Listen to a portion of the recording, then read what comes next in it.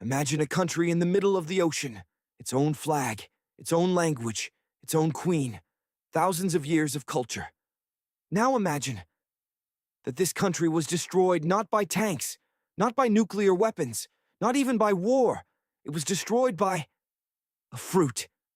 Yes, it sounds absurd, but pineapples helped American corporations take over Hawaii and erase an independent kingdom from the map of the world. And the scariest part, most people don't even know Hawaii used to be a separate country. Today, it just seems like a tropical paradise of the United States. But behind the beautiful beaches hides one of the darkest stories of colonization in the modern world. A story about how massive corporations can become stronger than entire nations. Long before American tourists, hotels, and pineapple plantations appeared in Hawaii, there was a unique civilization here. The Polynesians arrived on the islands around 1,000 years ago. Without modern maps, without compasses, only guided by the stars and ocean currents. And they created a separate culture that developed in isolation from the rest of the world for centuries. On these islands, the Hawaiian Kingdom emerged, an independent nation.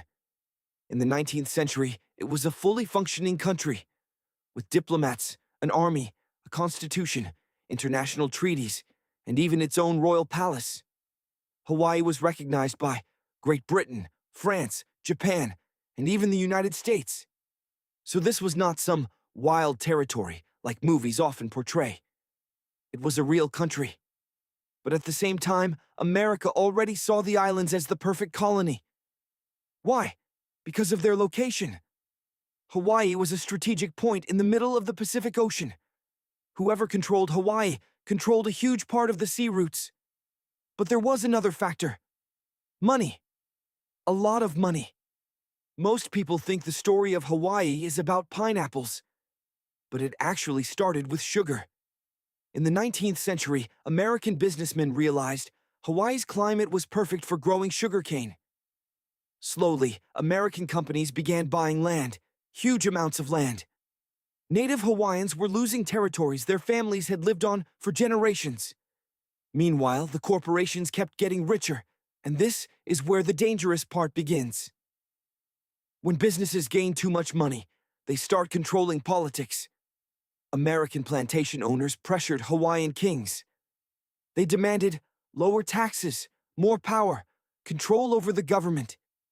In 1887, a group of armed businessmen literally forced King Kalakaua to sign a new constitution.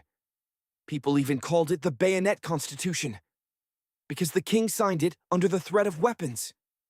After that, American businessmen were basically running the country. But it still wasn't enough. They wanted complete control. At the beginning of the 20th century, a man appeared who would change Hawaii forever. His name was James Dole. A young businessman from the United States came to Hawaii and saw enormous potential. Not in the culture, not in the people, but in fruit. He started growing pineapples on an industrial scale, and he created the company that would later become the giant Dole. Dole understood one thing perfectly. Pineapples could be turned into gold. His company built factories, railroads, ports, entire towns for workers. Soon, Hawaii became the center of global pineapple production. Almost every canned pineapple sold in America came from these islands.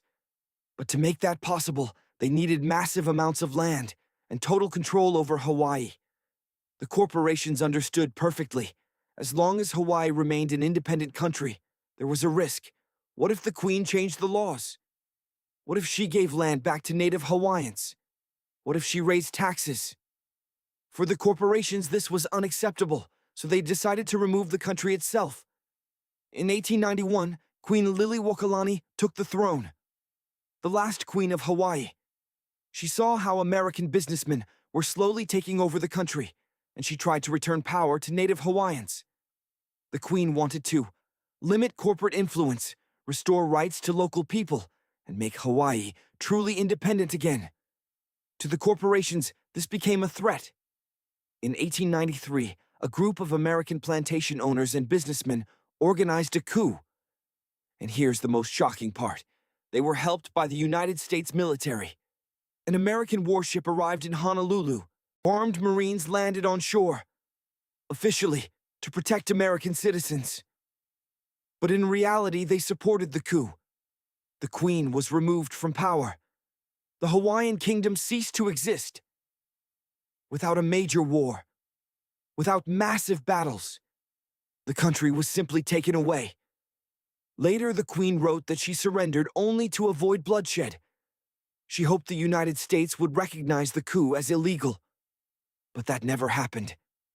After the coup, Hawaii quickly fell under American control.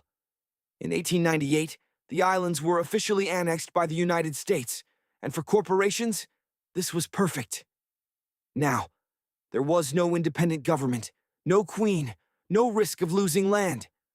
American business gained complete control. The pineapple industry exploded. Companies earned millions of dollars. Plantations covered entire islands. To work on them, thousands of laborers were brought in, from Japan, China, the Philippines, and Portugal. People worked in brutal conditions for very little pay. Meanwhile, Hawaiian culture was slowly pushed aside by American culture. For years, the Hawaiian language was even banned in schools. What happened was essentially the cultural erasure of an entire people. Today, Hawaii is sold to the world as a paradise. Tourists are shown beaches, surfing, cocktails, palm trees, and pineapples. But very few people talk about the price that was paid to create this paradise. Many native Hawaiians still consider the annexation illegal. In 1993, exactly 100 years after the coup, the U.S. government officially admitted that overthrowing the Hawaiian monarchy had been unlawful. Yes, 100 years later.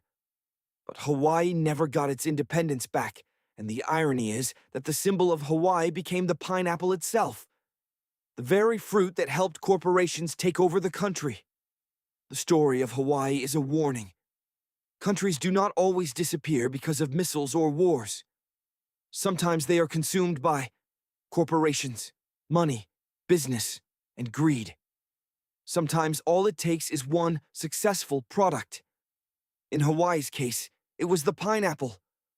So the next time you see Hawaiian pizza, a vacation ad for Hawaii, or a can of pineapple slices, remember this: behind those fruits once stood an entire destroyed nation.